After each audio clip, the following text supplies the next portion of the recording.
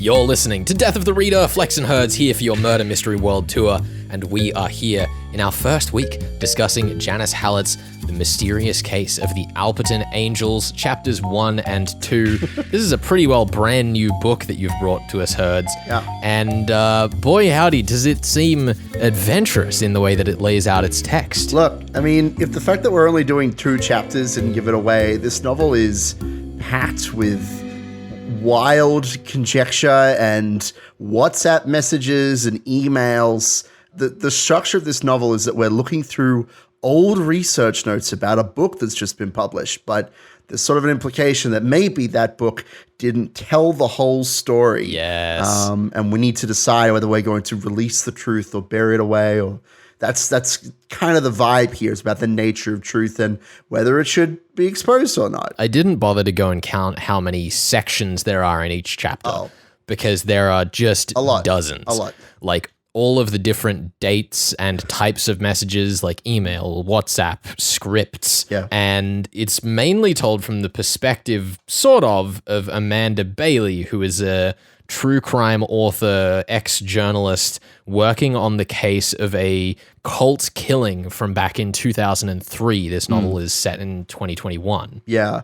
Well, it's as you say, it is mostly told from her subjective perspective because we're reading, the messages that she sent to people. This novel has no objective narration. It is 100% quote unquote real historical records about this, cult killing in the setting of the book. Like, it's all framed as us trying to pick apart history. Well, yeah, I mean, we also get paired up with Oliver Menzies / Mingus. The best character. Who I love him. Is so interesting as a character because Amanda is framed as a really terrible person. Yes. And Oliver is framed as just like her, but we don't get to see him being terrible so much as it is implied through their similarity that he also is. I think one of my favorite examples is when she sends an email to 2 different production companies about there's a movie that was made that was focused on the supernatural angle of the cult, and another series that was made that was more about the failure of the social care system. Mm-hmm. And so Amanda sends 2 emails, one to each of these companies, and to both of them, they're almost identical emails, and they both say, I think that your angle was the better one, 100%. Yep. Please tell me everything that I need to know. She's completely two-faced about everything that she does. She is shameless in that way. It's also a fun idea, taking this scummy journalist angle. Yeah. It's a bit of a trope to play with. Well, I mean, the other thing that was really interesting about it is that even though Amanda is framed as a pretty terrible person, one of the things that we have introduced about her right at the start of the book, which is clearly going to come back and bite you if you take that perspective at face value, is that she has contacts within the social care system. Yes, absolutely. Which means that she probably went through it, which means that a lot of this is probably due to trauma of hers we're going to learn more about the further we get in. I mean, obviously that's a huge part of the discussion around this novel, and I don't know how much we can get into it immediately, but we're going to learn more about their past, just as we learn about the angels. Something made them the way that they are. There was a chain of events that led to the outcome that we see at face value, right? I mean, the other interesting thing is that all of those characters we get introduced to are mostly introduced through a list of aspirational interviewees that Amanda has put together. Mostly. And it's so fascinating having your dramatis personae as part of the text, but also wrong. Yeah, it's unreliable because it is a wish list of people to interview. It's not a comprehensive list of everyone in the case. And 3 of them are dead. 3 of them are dead. Also, I will point out... In fact, no, let me correct myself. 3 of them die right after Amanda reaches out to them or immediately as Amanda reaches out to them. Yeah, she writes them in the list, the big list of people to interview, and then they're dead before she can even speak to them. I think the other thing that's really interesting about the list of characters that we get is that you mentioned those TV shows, and there's also a couple of books that were written about it, and we get excerpts from the text of a lot of those. And the question is, obviously to you as the audience, why are those included if they aren't relevant? It's also, obviously thematically, we're doing something similar to Benjamin Stevenson's Everyone in My Family Has Killed Someone, where the people who made those stories are making them for a reason. And I mean, I really enjoyed going through this novel and thinking about the ways in which this event can be, like, it can be exploited. This horrific moment in the town's history, in Alperton's history, can be portrayed, can be misinterpreted and commercialized as well. Yeah, I think the other really interesting thing about it narratively is that, like, because of the way that it is structured, there's not really the guiding light as to what you are supposed to be looking at. You are your own Watson, and if you cannot spot the things that are relevant in all of this information, it can be kind of overwhelming. Well, that's kind of an interesting point, because I think this book does a really good job of kind of confusing who the Sherlock and the Watson are, because Amanda is our protagonist. Yeah. Oliver corroborates with her. They're both looking for the same pieces of information. And then also the notes of Ellie Cooper, who transcribes all of the auditory evidence whenever Amanda goes to an interview and hides her phone in her pocket and records everything, despite assuring them that there is no recording device in the area. Yeah, she like brings multiple to some and stops the recording on her dummy one so that people feel safe. She's so great. bad. She's great. I love how awful she is and how just snake-like her behavior can be. But then Ellie Cooper will make a little comment like, "Wow, man," she calls her Mand. "Wow, man, you're really just pulling the wool over this person's eyes." Or, "Is this a bold-faced lie?" Or, "I can hear a pause here. Is that because, what kind of look does this man have on his face as he's speaking?" We don't get to see body language. We don't get to see facial expression.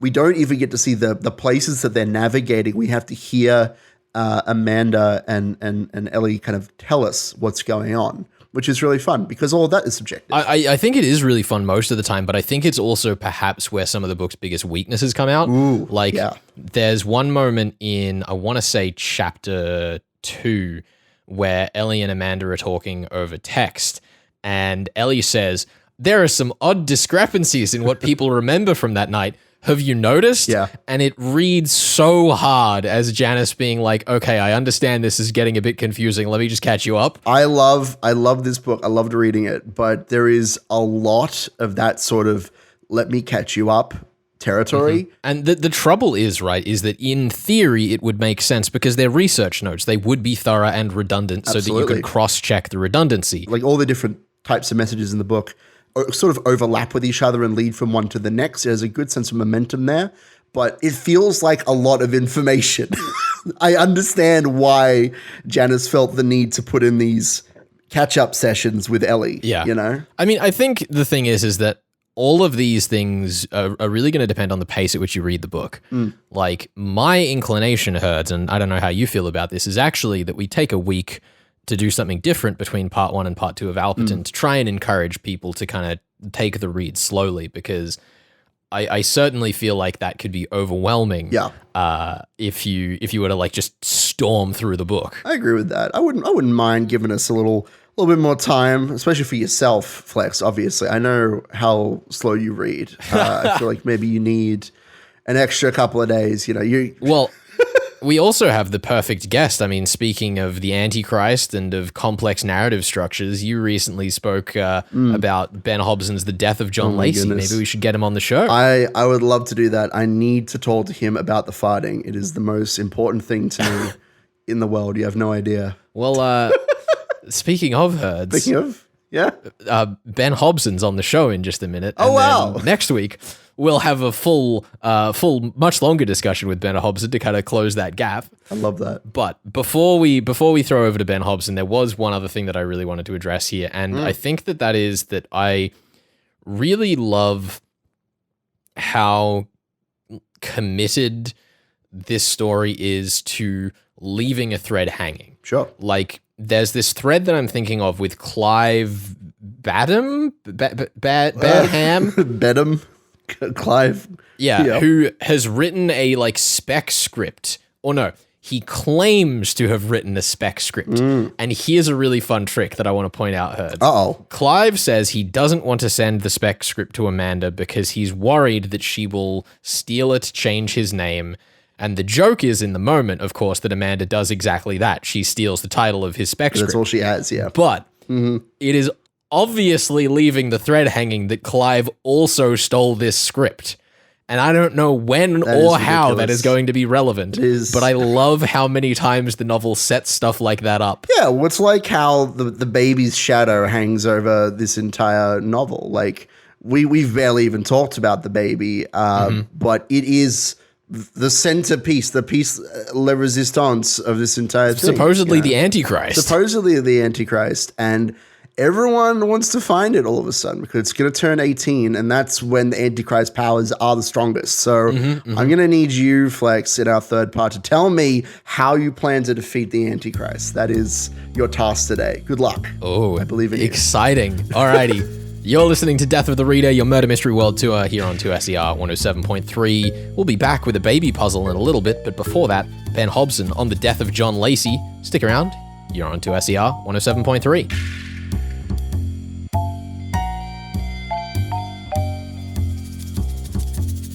You're listening to Death of the Reader. We are humbled today to be joined by Ben Hobson. He's an English and music teacher, author of To Become a Whale, Snake Island, host of Words and Nerds spin-off Burgers, Beer and Books, and most recently, the author of The Death of John Lacey, an Aussie historical crime fiction story set in the wild outback. Ben, welcome to the show. It's wonderful to have you here. Thank you so much. I am extremely pleased to be here. Currently on the road, so for people listening, I am in a little motel room in Casino, which is the beef capital of Australia, and it's very exciting. I'm very excited. This is the second day of the tour, and can I say to you guys, I'm already feeling a little lonely. Oh no! I'm used to having my pets and my children and my wife and things like that, so it's always very noisy. So just to have quiet, it's very strange, and my mind doesn't know what to do with it anymore. Yeah, it does. You do get used to those habits. I suppose I wanted to get into the story here because the novel is a bit of a love letter to the Western genre with an Aussie Outback flavor. What inspired you to marry the inevitability of the gunshot felt at the beginning of the story with the inescapable brutality of our own nation's past? Geez, what a big question right from the top. Normally there's some getting to know you sort of stuff. We can't buy you dinner. I'm sorry. We got to skip all that. All beef, beef capital. I was expecting some steak. Look, it was a very, very slow evolution. I'm not a person who I think sets out to write something and then that thing is the thing I produce at the end of it. It was just very slowly sort of investigating all these things. One of the biggest jumping off points in the Western genre for me was probably my dad. He used to give me Louis L'Amour books. If you're very familiar with Westerns, Louis L'Amour is he's a very popular Western author, and maybe he's a bit schlocky. I love Louis L'Amour, but the main thing that got me into writing The Death of John Lacey was John Lacey himself, who was really inspired by Daniel Plainview from the movie There Will Be Blood, which is probably my favorite film of all time, which is no small say. And I wanted to write about a person who was okay with being morally corrupt. All the characters I've ever written are real extensions of me in that, I try to imagine what it would be like to make mistakes and to sort of be backed into a corner. I like that sort of uncomfortable feeling of what would I do in this situation and not really knowing the right way forward. I like characters like that. So the first part of the book was the part written sort of centered around him and his rising, his conquest of the prospecting in Ballarat. So I would say he's the main jumping off point. But then what I found was he was just such an awful person. I wanted some good people to sort of stand up in opposition to him, which is, I guess reckoning with that part of our history, right? Like he was sort of what represented the most awful parts of Australian history. And I hope there were some good people who sort of stand up against that sort of history, yeah. I guess I wanted to ask about kind of the structure of your writing. You've made some particularly bold choices here. The way that you title the acts of your story in particular, they're reminiscent of some of my favorite Western movies, like 3:10 to Yuma or The Good and the Bad and the Ugly, where the titles kind of give away what's going to happen by the end of the story, but are not descriptive of what the act will be about. My favorite example of this is The Wide and Destructive Path of Gilbert Delaney. And then the first couple of chapters is him just like, I'm just a guy with my family having a great time and being a lovely human being. You don't know how that's going to connect with the end. Yeah. Could you tell me how you built up the confidence to spoil the ending of your book on the title cover? The original title was just Lacey. It was just going to be big Lacey written over the front of it. But in discussions with my agent, who is long suffering, but I never get a title past her. So every single book I've written, I've said, oh, this is the title. And I've always wanted to get one by her, but I thought this one, Lacey, like it's punchy. It's got, big letters. It could be really cool. Book about lingerie? That is exactly what she said. She said it sounds like it's going to be a romance, period romance sort of thing, maybe like doilies or something like that. So then I took, because the first chapter was already called The Death of John Lacey, so I took that and gave that away right up front. But then starting with his death, I guess it was a little bit of my way of saying he does die. This horrible part of our history, he is dead at the beginning. I certainly didn't want it to be about, I guess, will he or won't he? I wanted it to be a kind of inevitability. And then my favorite type of stories to watch on TV or to read, I always like trying to put together the puzzle of how we got there.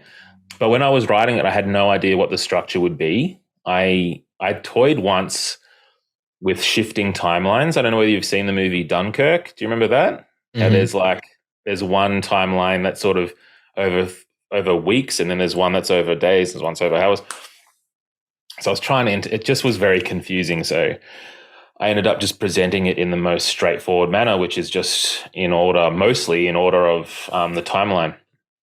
Then starting with John Lacey's death and you wondering what had gone on to get him into that circumstance. Yeah, I guess like one of the things that I talk about often with thrillers is like the flavor of the page turner. What is that element that gets you turning the page? And I think that there's kind of two in this book. There's one is the sort of destructive inevitability that those chapter titles give you, where you're like, okay, Gilbert Delaney, if you insist, as you get further and further towards the destructive path. But the other one is the sort of pacing that's lent by your choice to omit quotations for speech and hardly any time spent on reminding the reader who's speaking. Mm-hmm. I guess talk to me a bit about that choice, because it reminded me a lot of something that you'd see in metafiction, where you have like multiple narrators like trading voices. That's really interesting. Can I say that it never struck me as I chose to do that very early on into writing this, because it's just a style, honestly, that I really love. Cormac McCarthy does it. Richard Flanagan does it. Tim Winton does it. There are these authors who I really admire. Rowan Wilson does it. Writing to me is always about trying to strip back as much fluff as possible to get to the core of the story. And to me, it just feels like it's more etched in stone, like it feels ancient somehow. And it was also interesting too, I had the read of the Jerilderie letter, which was what Ned Kelly wrote, as like a sort of a treatise on the government and everything. It was like a 6-page letter he'd written. But in there, his punctuation was really lacking as well. Like he wasn't as maybe educated as, people in those times with all the journals I'd read as well. There is a kind of lack of that stuff. So I kind of wanted to emulate that.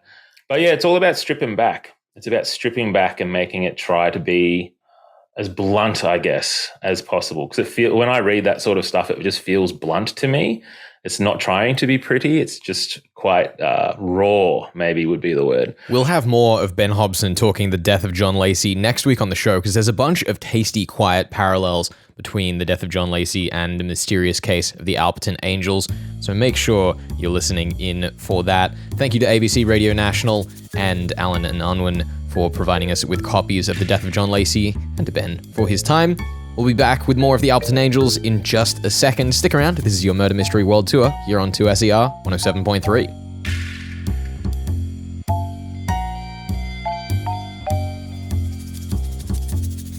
You're listening to Death of the Reader. Flex and Herds here for your Murder Mystery World Tour, and we are discussing Janice Hallett's The Mysterious Case of the Alperton Angels, chapters 1 and 2. Now, Herds. Flex, what are you up to? I am in with quite the challenge here because you have a lot to solve. There are so many open ends in this book. Can I tell you, before we go any further, that I've only read like one proper article review of this novel, and the biggest thing that they had to say was like, I didn't even know what I was supposed to be solving until the book was nearly over. I think we can probably do better than that. Oh. Mostly because there's just so many things that you could possibly focus on. I'm just going to throw everything at you. That is the plan. Hell yeah. I mean, listen, Herds, professional advice from you. Do you think I take my quintuple or nothing bet on my first novel of the year? No, you can't do it. You can't upstage you this early. Flags, come on. Leave some tension for the audience. Okay, I'll leave some tension for the audience, but I want to let you know I reckon that whoever wrote that review is a coward. Oh, wow. Okay. I guess we better have some beef with them. Not really. Listen, I understand that some books are more work than they're worth for some readers, and maybe that's where the Alperton Angels will fall for some people. But for me, this is perfect. Let's be very clear. Our task today is basically to figure everything out. Like, that is the best way to put it. Just everything, like, you know? Amanda is trying to figure out what happened on the night of the massacre, why people in her present tense are dying. Yep. That would be Mark Dunning, Gray Graham, and Jonathan Childs, all these current time people who are dying to mysterious causes. Yep. And also,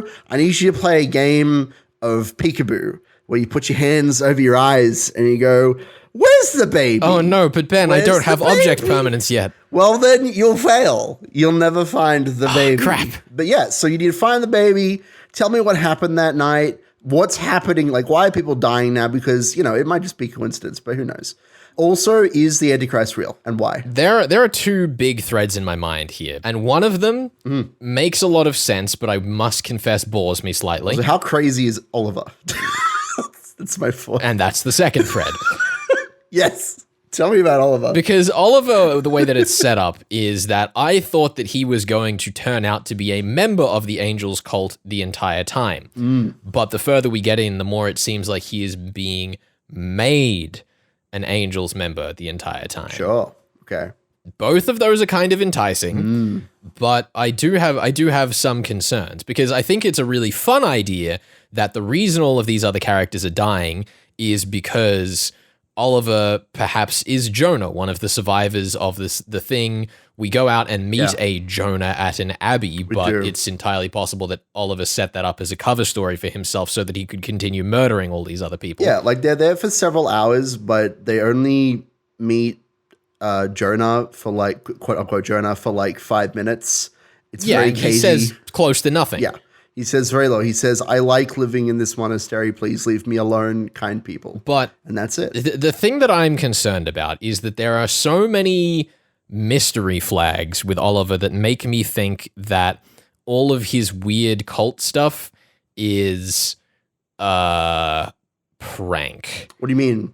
What do you mean by a prank? Why, for example, does Janice Hallett introduce to us that he cannot handle caffeine? Don't know. Because he describes doesn't like burning the midnight oil. That he gets this like kind of overwhelming sensation when he feels the magic of the angels nearby. Because of the Antichrist. It's because of God. You blasphemous heathen. You don't understand real religion. Because they keep going out for coffee. Is Amanda ordering him the wrong drink? I guess my question is, to what end then? If she's like spiking. Well, because they keep playing practical jokes on each other. That's why it's boring. It's true. That is a true thing. It makes sense, but I don't want it to. And the other thing on that same thread, right, is that all of these people are dying, and it could be that Oliver is a cult member, but we also know that Oliver keeps bringing up this ex-Special Forces person who keeps calling him at ungodly hours of the morning. And when you introduce the Special Forces in a murder mystery novel, Ben, that's Chekhov's gun. You know what? I don't know what to say to that. I think that there might just be a random Special Forces guy hanging out who just happens to be calling him at 4:44 every morning. The fun answer that I'm going to go with this week in our Present Two Different Theories game is that Oliver and Gabriel have been putting together a long con while he's in prison. That's why like Gabriel allows Oliver into his prison while rejecting Amanda. There's so much fun that could come out of the idea that they've been coordinating this nonsense while Gabriel's been in prison, and it's all this big, enormous, long con that's going to end up getting Amanda killed, because Amanda will obviously die before the end of her book. That's why we have her records all in a box. This sounds like a ridiculous religious-themed spy novel. It is a sort of like tacky spy fiction thing, as you're saying. It doesn't really make much sense for a murder mystery novel.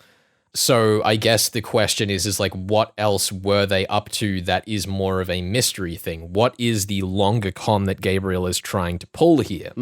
Like, it cannot be romance because we don't really have a love interest character set up. What if this whole book is just a big prank? What about that? That'd be nice. That would be nice. You know, that would be a pleasant ending. That would be the nicest possible ending. Janice, I need you to write a new ending. Option 2. Yeah. Option 2 is that they're actually deluded, in which case it doesn't really hold much narrative weight. Okay. And option 3 in my mind is money. But where's the money come from? What is the money? What is the money? It's a great question. Surely the baby is the thing that is making the exchange of money monetary in this story. But who's buying a baby? Why do you think someone's buying a baby? They have the baby to sacrifice it to Jesus. What else is the sacrifice about? They gotta kill it for God. But we've just, that can't be, that's just so the wrong genre. Let's say that they were gonna sell a baby, which is far out there and ridiculous. Oliver and Gabriel have kept this cult thing going on. Yeah. Why haven't they snatched another baby? That's the thing I don't really understand, because Oliver's still looking for the baby who would be 18 by now. Who aged 18 as someone who is going to be sold as a baby is still valuable enough to buy as an adult to bother chasing down and go through all of this trouble? It's a great question. And a question that I hope you can solve. It just doesn't make sense. Everything makes sense. It doesn't make... And here's the thing, Ben, is as I said, this is the theory I have to go with this week. So I'm going to say that it is a clone of Queen Elizabeth II. May she rest in peace. That's a great one. Why a clone of Queen Elizabeth II? Please explain. Because who else is that valuable? Who else is worth hanging out in prison for 18 years for? God. That's a great question. I mean, look, the Antichrist, it is said, will make their way to the upper echelons of society. Exactly. Just like the clone of Queen Elizabeth II. May she rest in peace. But the thing is even though I'm going to lock that theory in this week for the game here on Death of the Reader, it doesn't make sense. And as interesting as it is, unfortunately, I think a special forces operation coordinated by the man who says... Oh my God, can I pull it up? Let me... Please do. Amanda Bailey says to Don Makepeace, the police officer who's been her contact this entire time, "What happened to the baby?" And Don Makepeace responds, and I quote, "That reminds me, I have a favor to ask. My son Connor is considering journalism as a career." I swear to God, Don Makepeace, if Connor is the baby, you're fired. You're evicted from this story.